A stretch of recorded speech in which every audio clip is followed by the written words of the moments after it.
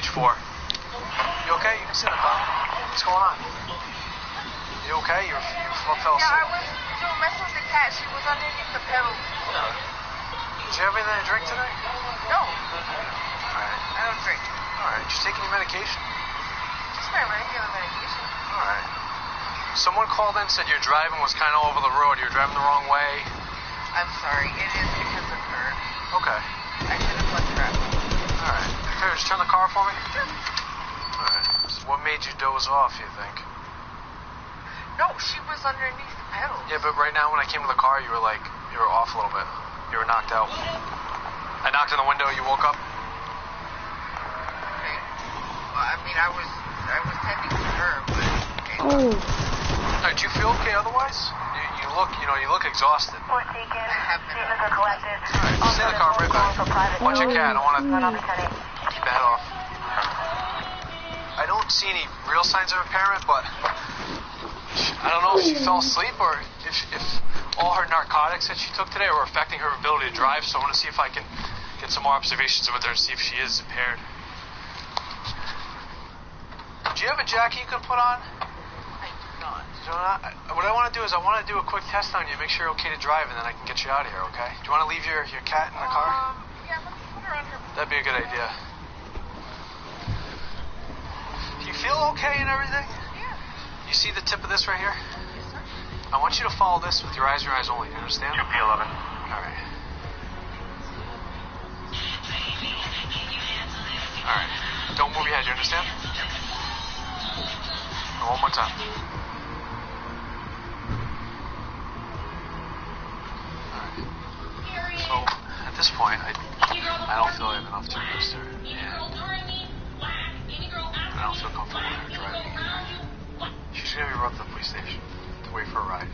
So I don't really have a lot right now. I don't want to fluff this up as nothing, but I don't really think I have enough for DUI. You know what I mean? Yep.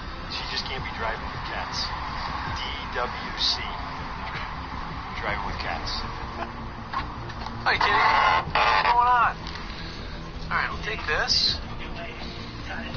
I'll take the cat with me. I think so.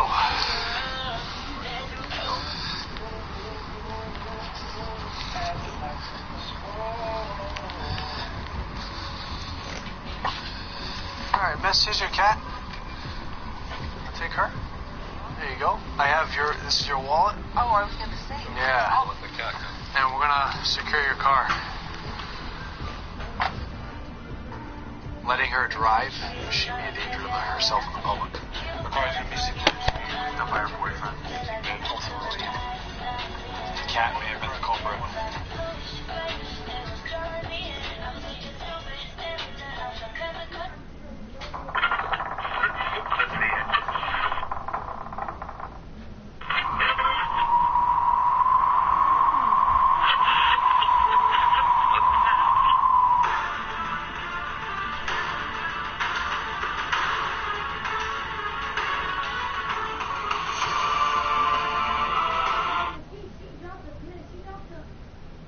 What's up, anything, man? You know.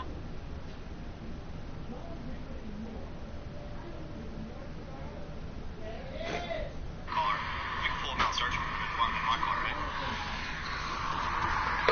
Okay, then let's at least do that. Let's at least do that.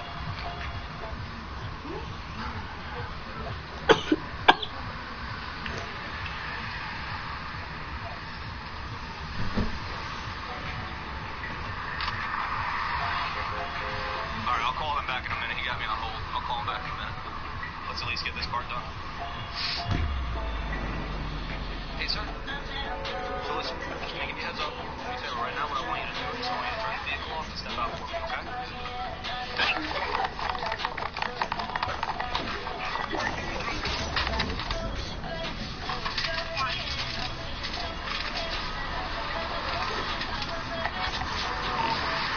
Mark down on Reisterstown. We're about to hit Glens Falls.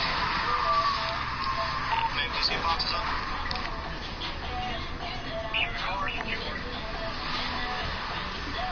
He's leaving the vehicle.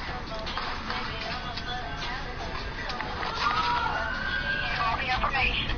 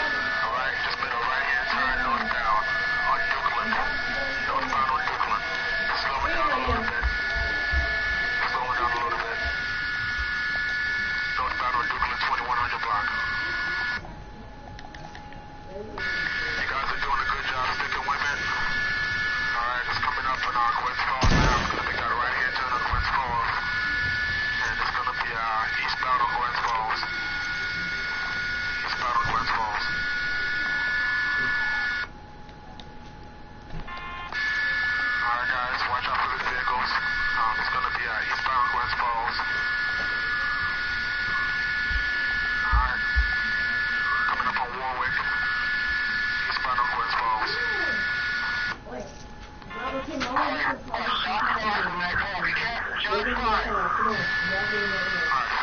now, continuing eastbound on Warwick. And be careful, guys. Units are advised of shots fired from the vehicle. Just be careful. Eastbound on Glens Falls. And eastbound on the Westwood. Watch your intersection. Alright. Eastbound on Westwood. Watch your intersection. Alright. That's McKean. Coming up on Fulton. Southbound on Fulton. Alright. So Fulton, southbound on Fulton. Alright, southbound 1700 block of Fulton. 1500. Northbound on McKean.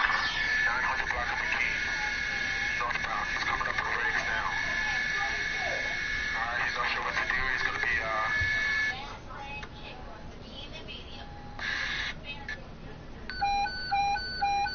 Okay, Tim. 1700 block. The vehicle is stopped. Let's get some more units over there. They're taking it into custody now. Stop the vehicle. The vehicle is rolling. Stop the vehicle. Somebody jump in the vehicle and stop it. Alright, Fox. 1800 block of Gwen. Those are rats now. Alright. Alright, Fox. Gwen Falls. 1700 block. The vehicle is stopped. Let's get some more units over there. They're taking it into custody now. Stop the vehicle. The vehicle is rolling. Stop the vehicle. Somebody jump in the vehicle and stop it. What's going on? Alright, Fox. 1800 block of Gwen Falls. What? They have the suspect in custody. Go back to 75th. What's the location now? Going back out north on Maryland. Going towards 75th Street. Going towards 74 now. Going towards 74.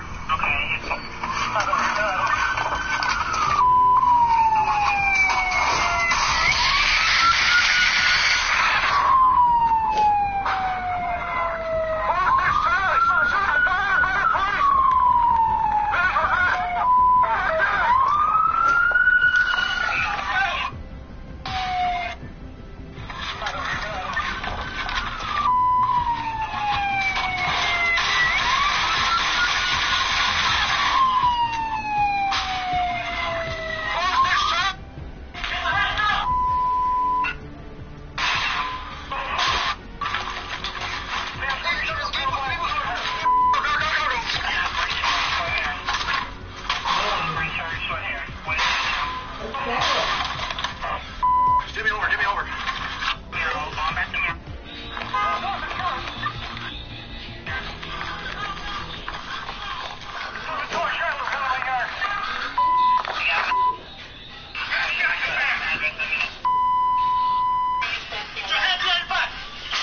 Shoot at us.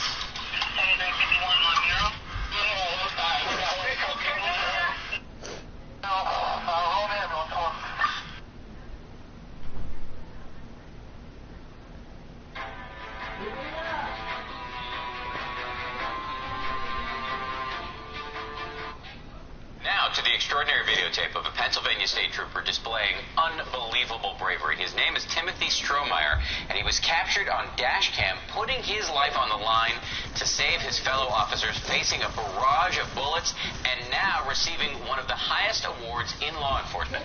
ABC's Chief Justice Correspondent Peter Thomas has the story. Shortly after 9 a.m. that chilly Friday morning, a police scanner in small town Pennsylvania crackles with word of shots fired. 419 Alpha. Proceed in to call. Several victims. 435. We're responding to the shooting. But the armed suspect has already fled the scene. State Trooper Timothy Strohmeyer is racing in a patrol car trying to catch up with a man who has just killed 3 people. Up ahead, coming into frame, the suspect has intentionally hit another police car head on. Slow down the video, blow up the picture. See, that's a head-on collision Strohmeyer is racing toward. Corporal Kevin Campbell is trapped in the other police car, worried he's about to become the next murder victim. I began to hear gunshots as I'm still trying to exit the vehicle. I fully expected him to approach the passenger side of my vehicle and attempt to execute me. Strohmeyer decides to take action to try to save Campbell by ramming the suspect's vehicle to distract the shooter. The suspect gets out of his truck while another trooper arrives on the scene. he came running through the smoke at Tim's car, firing his weapon. And I thought Tim was dead. You can see Strohmeyer's windshield cracking as bullets fly through it. This photograph shows you the 8 bullet holes from the outside. It happened so fast. Rewind, slow it down, and you can see right there the suspect, gun in hand, a .357 Magnum coming towards Strohmeyer. It was a very violent attack. Bullets strike Strohmeyer in the chest and wrist, but he's wearing a bulletproof vest. Staggering, he and another officer return fire. There you see the suspect fall. The suspect is killed, and lives are saved thanks to Trooper Strohmeyer. Exemplified the very best of what it means to be a public servant. Public service, in this case, literally involving life and death. For Good Morning America, Pierre Thomas, ABC News, Washington. Well, that is one brave trooper. Thanks to Pierre.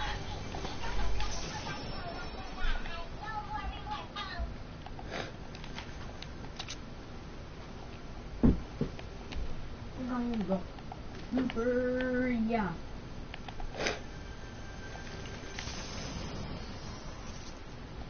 No, read that. Super, yeah.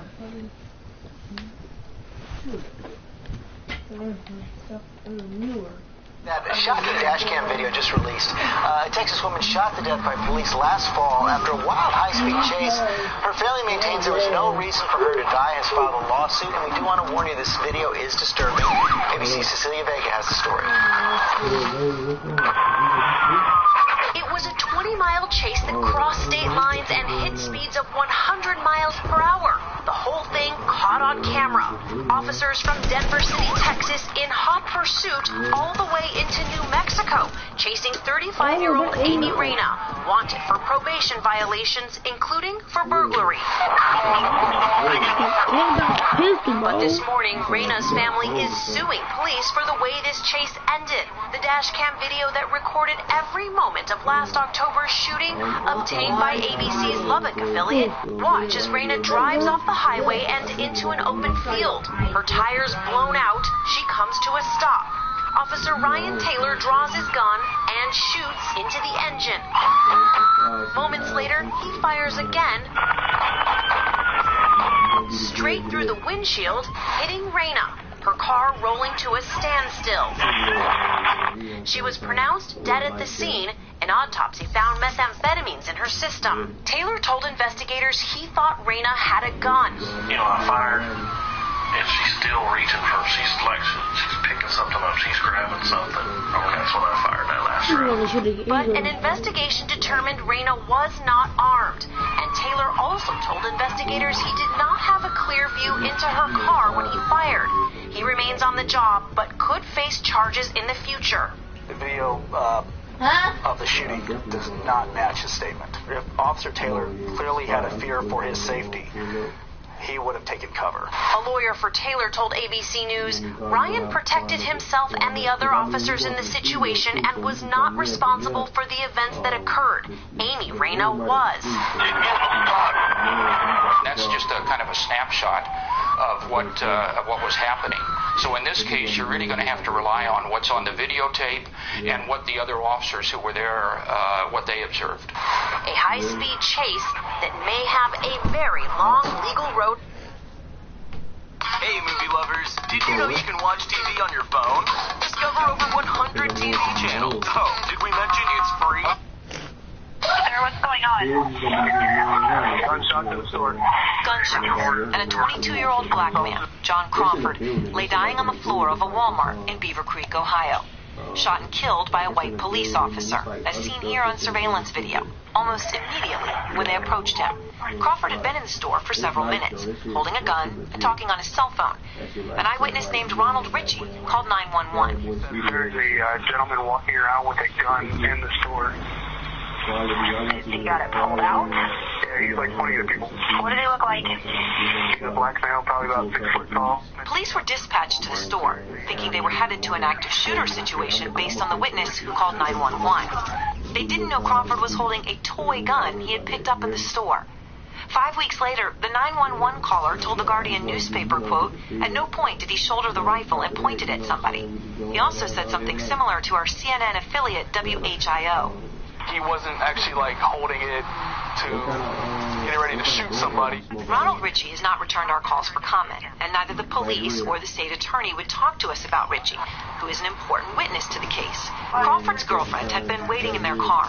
After the shooting, police questioned her, accusing her of lying, asking her where Crawford got the gun, even saying she appeared to be high on drugs. You understand that we're investigating a serious incident. You lied to me, and you might be on your way to jail. Where did you get this gun? Sir, I don't know. Later in the 90-minute drilling by police, word came that Crawford had died. Well, to let you know, unfortunately, John has passed away as a result of this. What happened there wasn't a good thing. Less than 2 months later, the grand jury's decision was announced. The grand jury deliberated, and they returned no indictment. They decided that the police officers, and the police officer in particular that fired the shots, was justified in doing what he did. This weekend, Cleveland Browns wide receiver Andrew Hawkins honored both Crawford and Tamir Rice. A 12-year-old from Cleveland also shot and killed by police. Hawkins said he meant no disrespect to police. The number one reason for me wearing the t-shirt